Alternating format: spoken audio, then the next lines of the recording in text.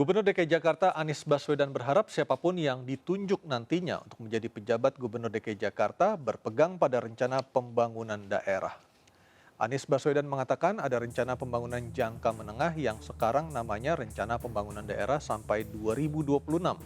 Rencana pembangunan yang menjadi pegangan memimpin institusi apapun di berbagai wilayah harus diikuti sebagai pegangan untuk bisa bekerja dengan mengesampingkan selera pribadi. Rencana pembangunan Jakarta telah direncanakan hingga 2026. Anies berharap rencana tersebut tetap menjadi pegangan dalam pembangunan ibu kota yang dijalankan oleh pejabat gubernur yang akan menggantikan dirinya karena dirinya akan mengakhiri masa tugas pada tanggal 16 Oktober mendatang.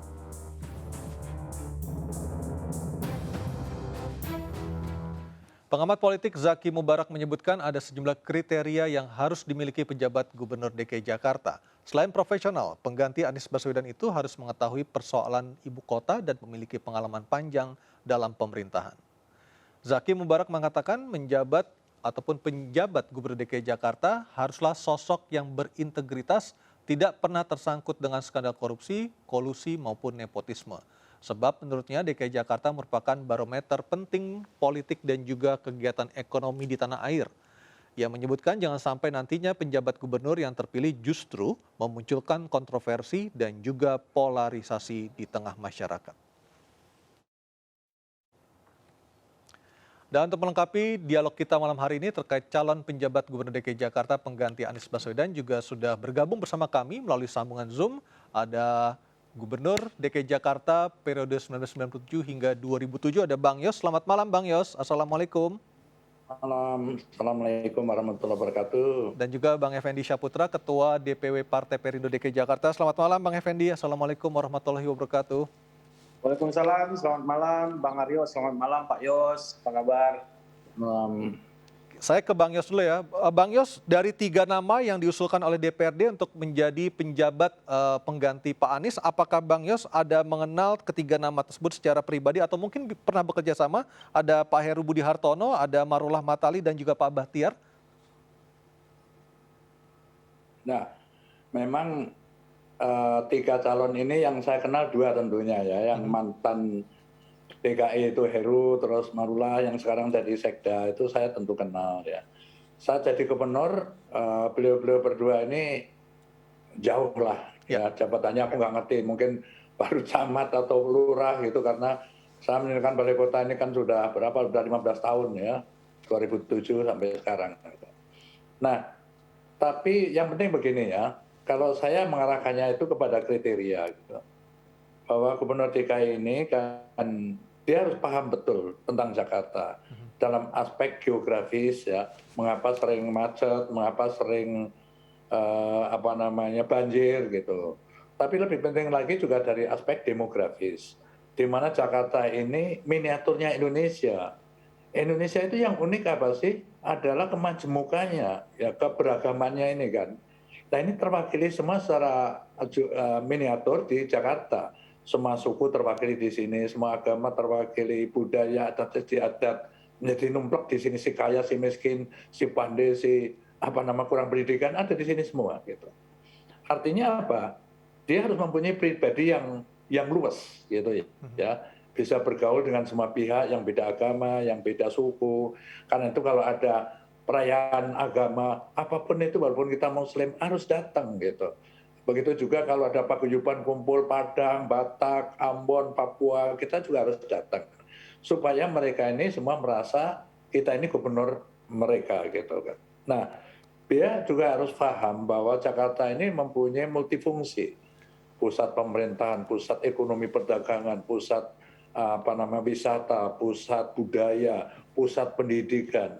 Jadi banyak sekali dan dia harus siap bahwa nantinya akan lepas satu fungsi yaitu pusat pemerintahan. Tetapi fungsi-fungsi lain masih melekat dan saya harapkan ini terutama fungsi ekonomi ini, pusat ekonomi ini masih ada di Jakarta.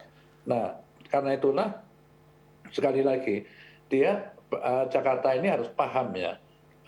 Dia pun harus luas dalam arti dia bisa koordinasi secara vertikal dengan pemerintah pusat ya. Dia juga bisa dengan DPR RI gitu. Tetapi secara horizontal dia juga harus paham ada teman unsur-unsur pimpinan, ada Kapolda, ada Panglima, ada Pangarmapar, Popsau gitu. Karena itu kita perlukan pada saat-saat kritis, ya kekuatan-kekuatan horizontal itu harus bisa dikoordinir gubernur sebagai ketua unsur pimpinan daerah. Gitu Apakah kan. sosok Heru Nah, Budi Hartono dan Marullah Matali ini bisa memenuhi kriteria maupun ekspektasi yang tadi Bang Yos sampaikan untuk menjadi penjabat gubernur? ya tentunya dua orang ini kan paham kan, Heru pernah di DKI, Mhm. Marullah sekarang masih menjabat. Ya. Tentunya dua orang ini memenuhi dalam arti dia paham Jakarta itu tadi kan. Kalau calon yang terakhir, yang ketiga Pak saya nggak Bahtiar Pak Bahtiar itu dari Depdagri ya. dari Kemendagri, Dirjen Politik dan Pemerintahan Umum Kemendagri. Nah, Jakarta ini juga harus punya wawasan bahwa dia memimpin ibu kota negara barometernya Indonesia, ya. Dan dia punya wawasan hanya tidak lokal saja, tapi juga nasional dan internasional. Menjabat hanya 2 tahun memang, tetapi sekarang sudah masuk tahun politik. Sekarang sudah terasa 2022 ini sudah hangat, ya. 2023 mungkin nanti panas, 2024 bisa saja membara, ya. Ini Jakarta. Ya, apalagi tanda-tanda itu sudah sangat kuat lah untuk terjadi seperti itu. Nah, oleh karena itu sekali lagi tadi pentingnya dia luwes untuk bisa bergaul, mengkoordinir secara horizontal ya teman-teman dia gitu. Karena pada saat seperti itu pernah saya alami tahun 98 saat terjadi kerusuhan Mei. Alhamdulillah saya ini mantan Pangdam Jaya ya, jadi paham terus. Ketika saya panggilin unsur-unsur pimpinan itu dan bisa kita redam secepat-cepatnya gitu kan.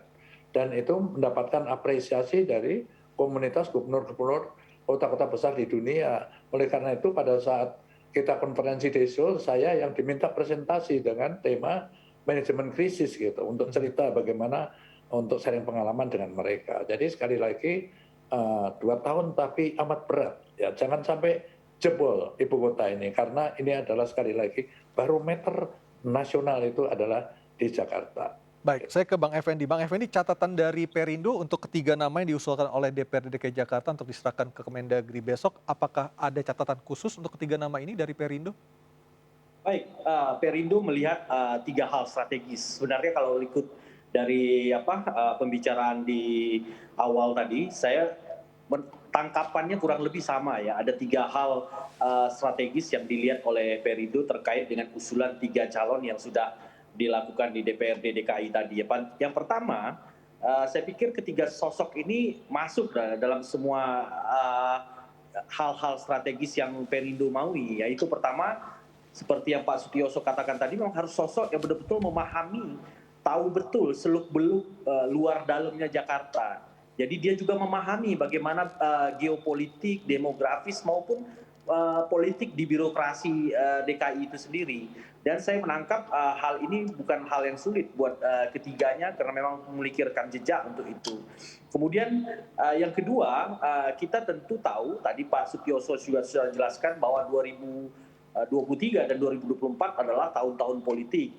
Tentu kita menginginkan sosok yang menjadi pejabat Gubernur DKI ini adalah sosok yang netral, walaupun agak sulit memang karena memang mau tidak mau pejabat gubernur ini akan dikaitkan dengan partai-partai tertentu yang menguasai parlemen. Namun kita berharap tugas 2 tahun yang diberikan itu mampu dia tunjukkan lewat performnya, mampu menjadi wasit yang baik ketika pertarungan politik, ketika pertarungan pemilu di 2024 nanti tidak menunjukkan keberpihakan tertentu kepada entitas-entitas politik tertentu yang akan bertarung di pemilu 2024. Kemudian hal ketiga, saya melihat sosok yang menjadi pejabat gubernur ini adalah sosok yang bisa melanjutkan program-program bagus dari Pak Anies Baswedan maupun program yang belum terselesaikan sehingga menjadi penyempurna dari program-program tersebut.